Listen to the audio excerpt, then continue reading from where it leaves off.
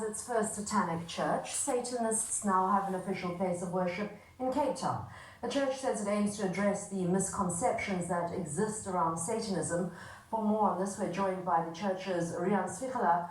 Mrs. Svikhala, thank you so much for joining us this evening. Your work on addressing misconceptions is going to be quite tough because I remember the satanic panic of the late 90s when we were all told that Satanists were going to kidnap us and drink our blood and there were going to be mass orgies in the street. How are you going to clear that one up? So, thank you so much for the opportunity.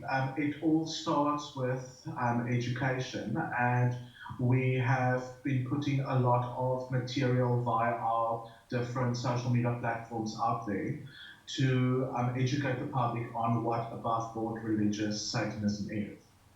Am I right in saying that you don't actually believe in the devil, as Christians would know it?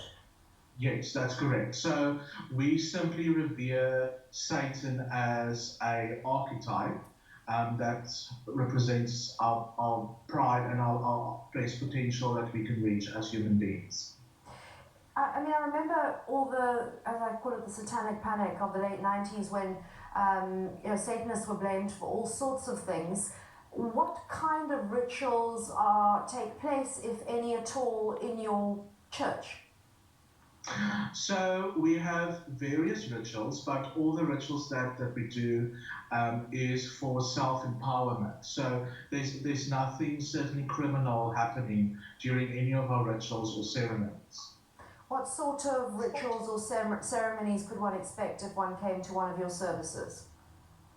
So we have Bible study rituals where we do Bible study on a monthly basis, and then just before lockdown started, we had weekly rituals and monthly ceremonies, and it is all about self-empowerment. So every person attending the ritual would then take part in that. It will certainly not be like, let's say, another type of church where I would be standing behind the pulpit. Everybody would be contributing to the ritual. And as I said, it is for self-empowerment, therefore to remove or let's say to be aware of the blocks that one could have, whether that is beliefs or a limited mindset. When you talk about rituals, I'm trying to get a picture in my mind of what you're talking about. Can you give us some sort of example? Absolutely. So in a satanic ritual, there would be an invocation, which is usually done by myself. And then we have what is known as a working. So it would either be the person, everybody partaking, writing symbolically on a piece of paper what it is they would like, for instance, to banish. And then one by one, the congregation would burn that as again, it's a metaphor, it's a symbol for releasing that into the ether. So that would be one type of ritual.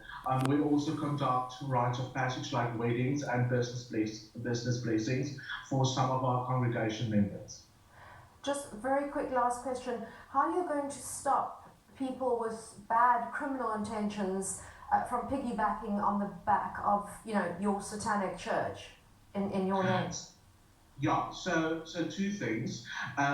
We have been in contact with the South African Police Service, and so far we are negotiating that should any such crime be reported or called what they used to call it an occult crime, that we would be advised and asked about this. And then also we've appointed independent investigators to perform what we call forensic testing and polygraph tests.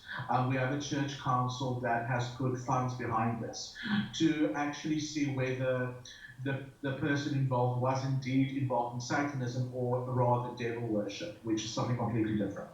Thank you so much. Well, that was former Christian pastor, now co-founder of the SA Satanic Church, Rian Svikhala.